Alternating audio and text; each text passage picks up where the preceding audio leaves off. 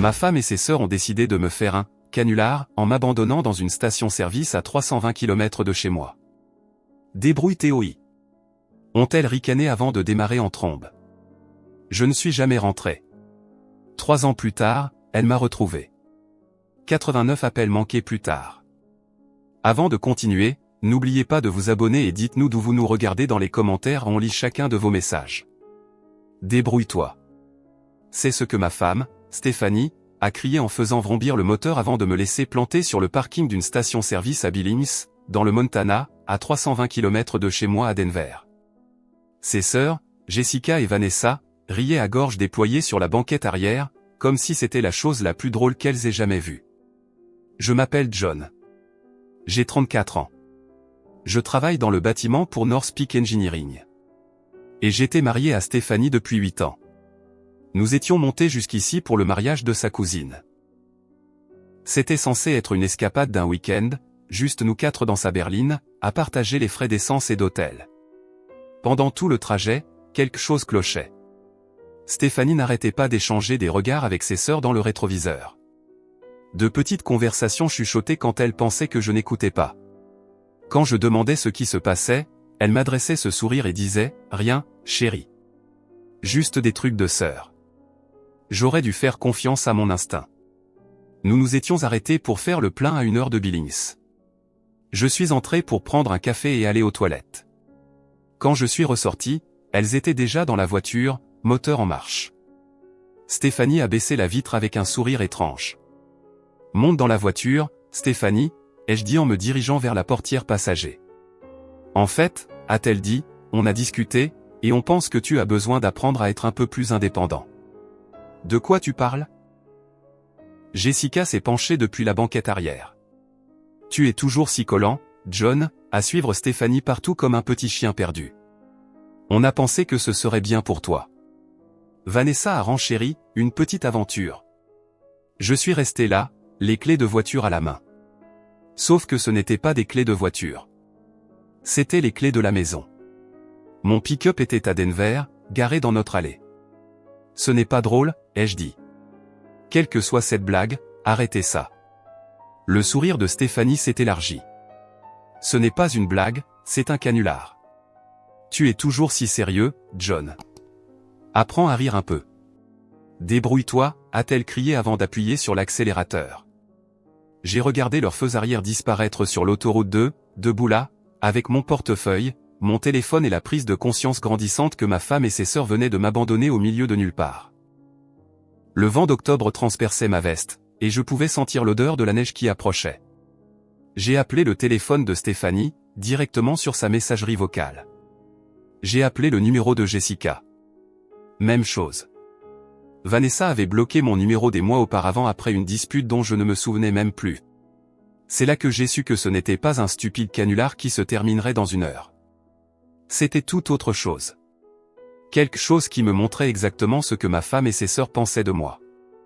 Je suis retourné dans la station-service et j'ai demandé au caissier combien coûtait un billet de bus pour Denver. « Aucun bus ne passe par ici », a-t-il dit. Mais Greyhound s'arrête à Billings, à environ 65 km à l'est. J'avais rencontré Stéphanie 9 ans plus tôt sur un chantier.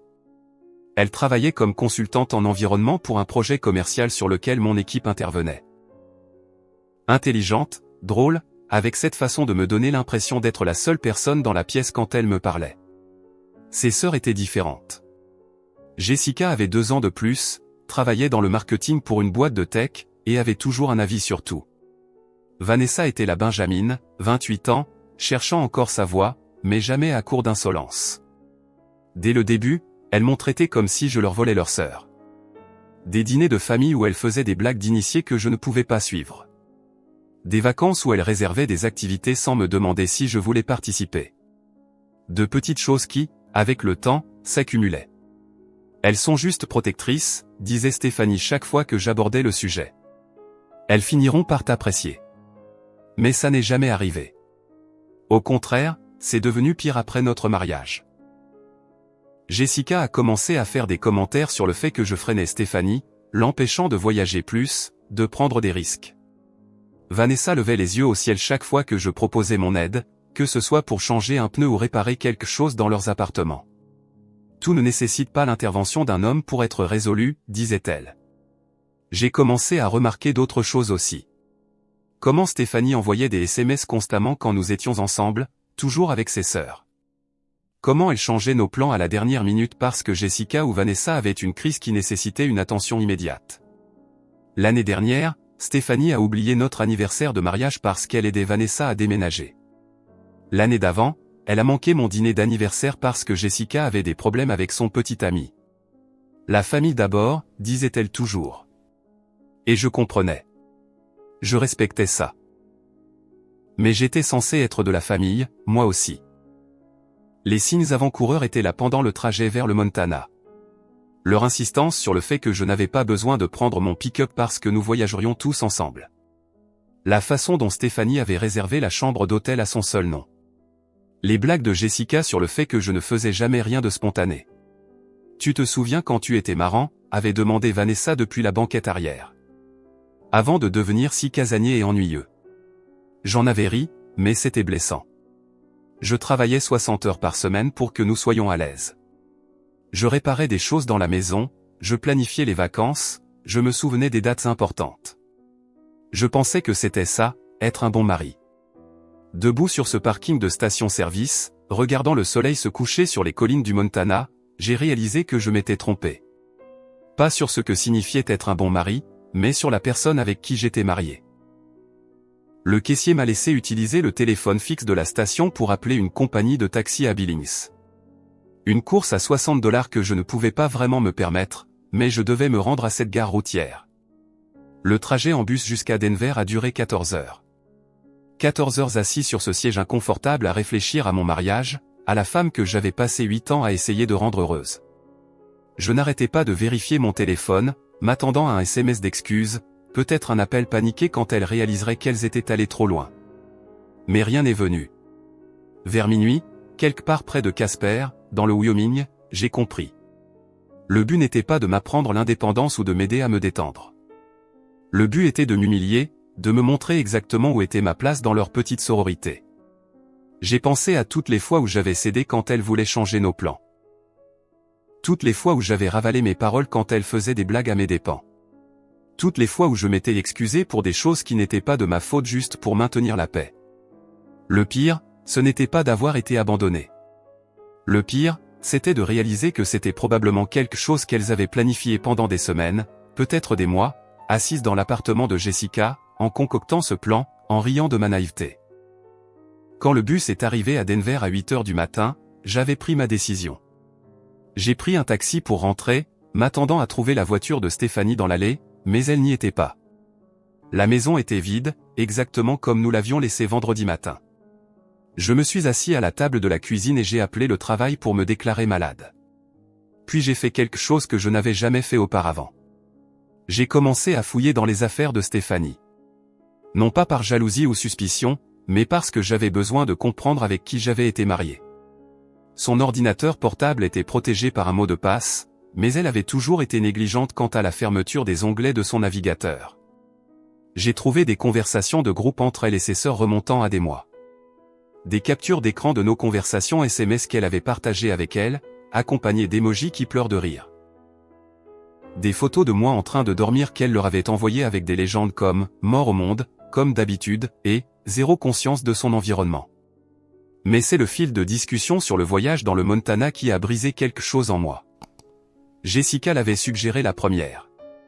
On devrait carrément le larguer quelque part et voir combien de temps il met à trouver comment rentrer. Vanessa, OMG. Oui, il est tellement dépendant de Steph pour tout. Stéphanie, vous êtes terrible, les filles, mais ce serait aussi hilarant. Elles avaient tout planifié dans les moindres détails. L'arrêt à la station-service, l'histoire sur le besoin d'indépendance, et même le plan de secours. S'il arrive à rentrer avant nous, il appellera probablement juste sa mère ou un truc du genre, avait écrit Jessica. Gros bébé. J'ai fermé l'ordinateur portable et suis resté assis là pendant un long moment. Puis je suis monté, j'ai fait un sac et je suis parti. Je n'ai pas laissé de mots. Je n'ai pas coupé les services publics ni fermé la porte à clé. Je suis simplement sorti, de la même manière qu'elles étaient parties en voiture. La différence, c'est que je ne reviendrai pas. J'ai conduit mon pick-up jusqu'à chez mon frère Kevin à Colorado Springs. Il travaillait de nuit dans une usine et avait une chambre d'amis dans son appartement. Quand je suis arrivé à sa porte avec un sac de sport et sans explication, il a simplement hoché la tête et m'a tendu une bière. « Tu restes combien de temps ?» a-t-il demandé. Je ne sais pas encore. Kevin n'avait jamais aimé Stéphanie. Il ne l'avait jamais dit ouvertement, mais je le voyais à la façon dont il devenait silencieux quand elle était là. Comment il trouvait toujours une excuse pour partir plus tôt lors de nos réunions de famille. Je lui ai tout raconté. L'intégralité. Le canular, les conversations de groupe, les mois de planification dans mon dos. « Putain, John », a-t-il dit quand j'ai fini.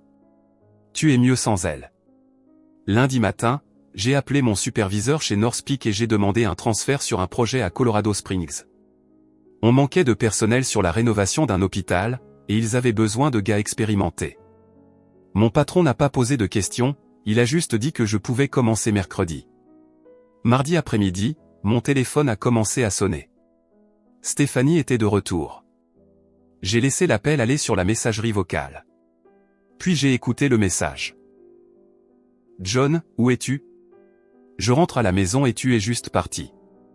Ça ne te ressemble pas, rappelle-moi. On doit parler de ça. » Aucune excuse. Aucune reconnaissance de ce qu'elle avait fait. Juste de la confusion face à mon audace de disparaître. J'ai bloqué son numéro. 1 heure plus tard, Jessica a appelé. Je l'ai bloquée aussi. Puis Vanessa. Bloquée. Mais elles étaient malignes. Elles ont commencé à appeler depuis d'autres numéros. Le téléphone du travail de Stéphanie, des numéros que je ne reconnaissais pas. Toujours le même message, je surréagissais. Ce n'était qu'une blague. Je devais rentrer à la maison pour qu'on puisse régler ça. Jeudi, Kevin est rentré de son service avec un air étrange. « Ta femme est là ?» a-t-il dit. Elle est assise dans sa voiture dehors. J'ai regardé par la fenêtre. La berline de Stéphanie était garée de l'autre côté de la rue. Elle m'a vu à la fenêtre, est sortie et s'est dirigée vers l'immeuble. Je l'ai rejointe dans le hall avant qu'elle ne puisse frapper à la porte de Kevin. « John, Dieu merci », a-t-elle dit en tendant la main vers moi. J'étais si inquiète. J'ai reculé d'un pas. « Qu'est-ce que tu veux, Stéphanie ? » « Je veux que tu rentres à la maison. Je veux qu'on en parle comme des adultes. » « Parler de quoi ? » « Du fait que tu m'as abandonné à 320 km de chez moi. Du fait que toi et tes sœurs avez planifié ça pendant des mois. » Son visage a changé. Le masque de l'épouse inquiète est tombé une seconde, et j'ai vu autre chose en dessous. De l'irritation, comme si j'étais déraisonnable. C'était un canular, John. Tu agis comme si on avait commis un crime. Tu m'as laissé en plan. Vous en avez ri. Vous l'avez planifié pendant des mois. Parce que tu en avais besoin, a-t-elle dit. Et voilà. La vraie raison. Tu es si dépendant, si collant. On pensait que si tu devais te débrouiller tout seul pour une fois, peut-être que tu grandirais un peu. Le hall était silencieux, à l'exception du bourdonnement des néons. J'ai regardé cette femme avec qui j'avais été marié pendant 8 ans et j'ai réalisé que je ne la connaissais pas du tout. Je ne rentre pas à la maison, ai-je dit. Ne sois pas ridicule. Tu ne peux pas disparaître juste parce que tes sentiments ont été blessés. Regarde-moi faire. Je me suis retourné et j'ai marché vers l'ascenseur. Elle m'a suivi, parlant de plus en plus vite, faisant des promesses, des menaces, des explications qui n'avaient aucun sens. Mais j'ai arrêté d'écouter. Quand les portes de l'ascenseur se sont fermées, elle parlait encore. Vendredi matin, j'ai reçu un texto d'un numéro que je ne reconnaissais pas, c'est Jessica. Stéphanie est vraiment bouleversée. Tu dois arranger ça. Je l'ai montré à Kevin pendant le café. Change de numéro, a-t-il dit. Alors je l'ai fait. 3 semaines plus tard, je prenais mes nouvelles habitudes. Travaille sur le chantier de l'hôpital la journée, aide à Kevin sur son pick-up le week-end, et j'apprenais ce que c'était de prendre des décisions sans demander l'avis de quelqu'un d'autre. J'avais trouvé un petit appartement dans le sud de Colorado Springs. Rien d'extraordinaire, mais c'était à moi. Pas de décision partagée sur les meubles ou les couleurs de peinture. Pas de compromis sur les séries à regarder ou sur le repas du soir. Pour la première fois depuis des années, je me sentais à nouveau moi-même. C'est à ce moment-là que ma mère a appelé. John, chérie, Stéphanie est passée à la maison. J'évitais les appels de mes parents, pas encore prêt à expliquer la séparation. Mais apparemment, Stéphanie n'avait aucune hésitation de ce genre. Qu'est-ce qu'elle t'a dit, ai-je demandé. Elle a dit que tu faisais une sorte de dépression, que tu avais disparu après un voyage en famille et que tu ne répondais pas à ses appels. Je pouvais entendre l'inquiétude dans la voix de ma mère. Maman avait toujours aimé Stéphanie, pensait qu'elle était bonne pour moi, stable, responsable.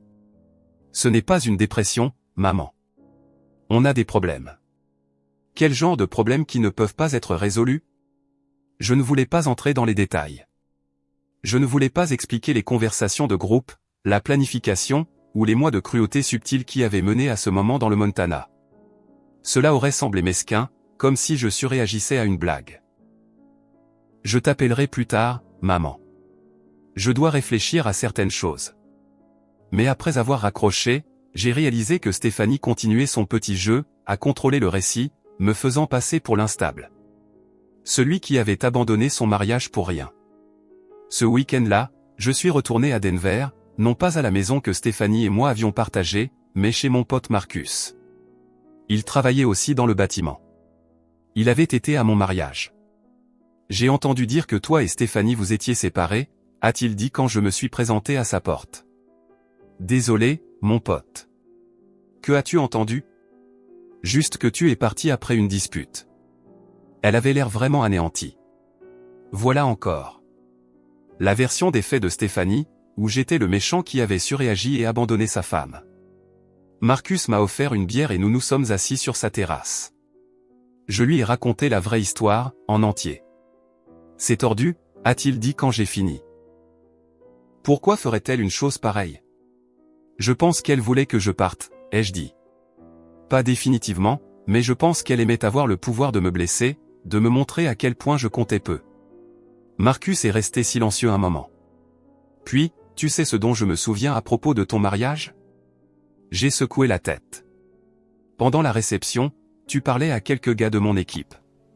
Une conversation normale, mais chaque fois que tu riais ou que tu semblais t'amuser, Stéphanie venait t'interrompre, trouver une raison pour que tu ailles ailleurs. Je me suis souvenu de ça, comment elle m'avait sans cesse éloigné des conversations, disant que nous devions remercier tel parent ou prendre des photos avec tel groupe. Je pensais qu'elle était juste une bonne hôtesse. Peut-être, ai-je dit, ou peut-être qu'elle n'aimait pas me voir heureux sans elle. Cette nuit-là, je suis passé en voiture devant la maison où Stéphanie et moi avions vécu. Sa voiture était dans l'allée, les lumières du salon allumées. Je pouvais voir son ombre bouger à l'intérieur. Je ne me suis pas arrêté, je suis juste passé et j'ai continué ma route. Mais voir cette maison, me souvenir de la vie que j'y avais construite, m'a fait réaliser quelque chose d'important. Je ne fuyais pas seulement un mauvais mariage. Je courais vers quelque chose de mieux. Au cours des mois suivants, j'ai commencé à prendre des mesures que j'aurais dû prendre des années plus tôt. J'ai ouvert mon propre compte bancaire, transféré ma moitié de nos économies, trouvé une avocate spécialisée dans les affaires de divorce. L'avocate, une femme directe nommée Patricia Coleman, a écouté mon histoire sans jugement. « Avez-vous des preuves du harcèlement ?» a-t-elle demandé. Je lui ai montré les numéros bloqués sur mon téléphone, les messages de Jessica et Vanessa, la façon dont elles avaient appelé mon lieu de travail. « Et vous avez dit qu'elle est allée chez vos parents ?» Oui. Elle leur a dit que je faisais une dépression. Patricia a pris des notes sur son bloc-notes. On peut travailler avec ça. Le Colorado est un État où le divorce sans faute est la norme, mais le harcèlement pourrait être pertinent à d'autres fins. J'ai signé les papiers cet après-midi-là. Patricia se chargerait de signifier l'assignation à Stéphanie et de lancer la procédure. Une dernière chose, a-t-elle dit alors que je partais. N'engagez aucune conversation. Ne répondez pas aux appels, aux SMS ou aux visites en personne. Tout ce que vous direz pourra être utilisé pour vous dépeindre comme instable ou vindicatif. Et si elle se présente à mon travail? Documentez-le. Appelez la police si nécessaire, mais n'entrez pas en contact. Le projet de rénovation de l'hôpital se passait bien. J'avais été promu chef d'équipe, supervisant une équipe de 5 hommes. Le travail était stable, le salaire décent, et personne ne se souciait de ma vie personnelle tant que je me présentais et que je faisais mon travail. J'ai commencé à suivre des cours du soir au Community College.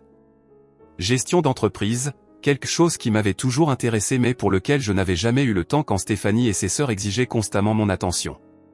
Pour la première fois depuis des années, j'avais de l'espace pour réfléchir, pour découvrir ce que je voulais vraiment au lieu de simplement réagir à ce que les autres attendaient de moi. 2 mois après avoir demandé le divorce, Kevin m'a appelé au travail. Ton avocate veut te parler.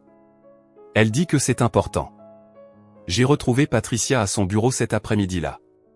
Elle avait une pile de papiers sur son bureau et un air satisfait. Votre femme a été bien occupée, a-t-elle dit. Elle a engagé son propre avocat et ils essaient d'invoquer l'abandon du domicile conjugal. Elle dit que vous êtes parti sans préavis et que vous refusez de participer à une thérapie de couple. L'abandon ? C'est un peu tiré par les cheveux, mais ils soutiennent que votre départ était délibéré et vindicatif. Ils veulent contester le partage des biens. J'ai senti un froid s'installer dans mon estomac. Même maintenant, même après tout, Stéphanie essayait de contrôler la situation. Mais voici la partie intéressante, a poursuivi Patricia. J'ai demandé à un enquêteur de faire des recherches. Votre femme a raconté aux gens que vous étiez devenu violent et qu'elle avait dû fuir pour sa sécurité. C'est un mensonge. Je sais, et je peux le prouver. L'enquêteur a trouvé des publications sur les réseaux sociaux du week-end où vous avez été abandonné, des photos de votre femme et de ses sœurs célébrant dans un bar à Billings, avec des légendes comme « Week-end entre filles » et « Liberté ». Elle m'a montré des impressions de publications Instagram. Stéphanie et ses sœurs levant des verres de shot, d'énormes sourires, postés à 23h le jour même où elle m'avait laissé à cette station-service. Cela détruit leur version des faits, a dit Patricia. Elles ne peuvent pas prétendre avoir eu peur de vous tout en célébrant simultanément votre absence. Je fixais les photos.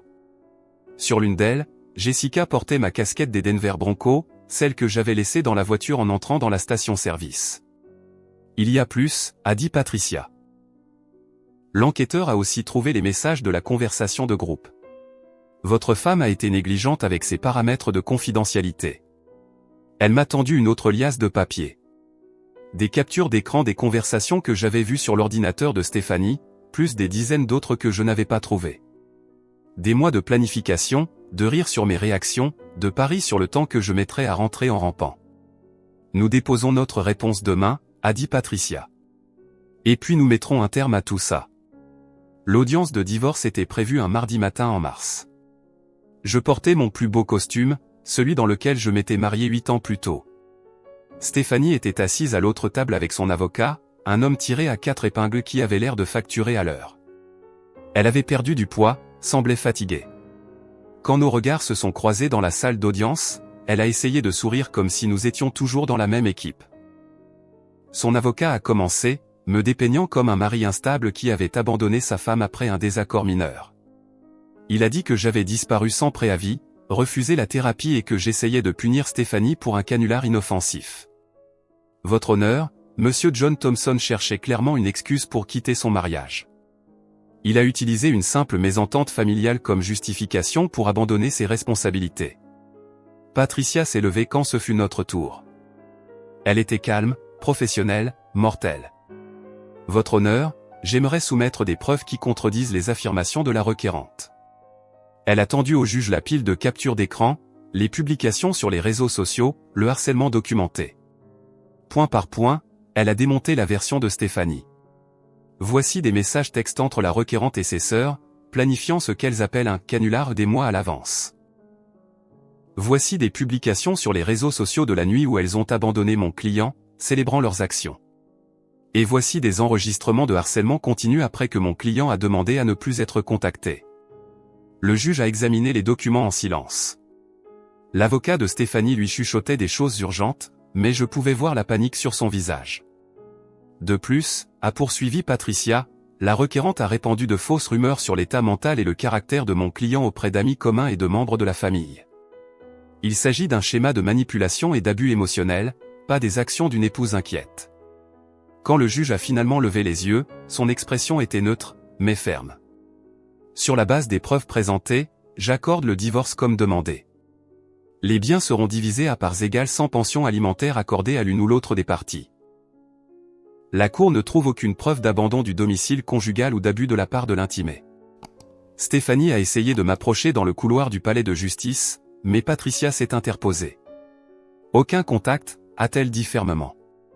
L'ordonnance est toujours en vigueur. J'ai marché jusqu'à mon pick-up sans me retourner.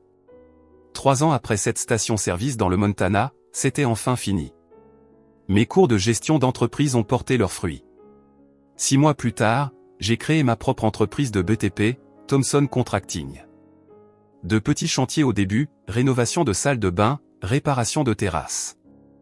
Mais le travail était régulier, et les clients appréciaient d'avoir quelqu'un qui se présentait à leur et tenait ses promesses. Kevin est devenu mon premier employé.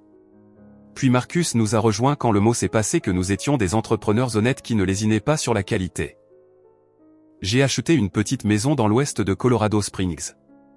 Rien d'extraordinaire, mais elle avait un garage pour mes outils et un jardin où je pouvais réfléchir. Pas de décision partagée, pas de réunion de comité sur les couleurs de peinture.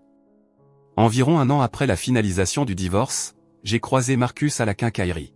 « T'as eu des nouvelles de Stéphanie ?» a-t-il demandé. Je n'avais pas pensé à elle depuis des mois. Quoi à son sujet? Divorcée à nouveau. Elle a épousé un type de son travail 6 mois après votre divorce. Ça a duré environ 1 an. J'ai pris les vis que j'étais venu chercher et me suis dirigé vers la caisse. Tu ne veux pas savoir ce qui s'est passé, a crié Marcus derrière moi. Pas vraiment. Et je le pensais. Stéphanie et ses sœurs ont finalement dû faire face aux conséquences de leurs actes. Jessica a perdu son poste dans le marketing après que son harcèlement à mon égard a créé des problèmes de responsabilité pour son entreprise. Les tentatives de Vanessa de répandre de fausses histoires sur moi se sont retournées contre elle lorsque des amis communs ont comparé leurs notes et ont réalisé qu'elle mentait. Le remariage rapide de Stéphanie et son divorce ultérieur ont endommagé sa réputation dans notre ancien cercle social, la laissant de plus en plus isolée des personnes même qu'elle avait essayé d'impressionner. Certaines leçons ne s'apprennent qu'à la dure. Merci d'avoir regardé jusqu'au bout. Si cette histoire vous a touché, n'oubliez pas de liker, de vous abonner et de partager. Et surtout, dites-nous ce que vous en pensez en commentaire, on adore vous lire.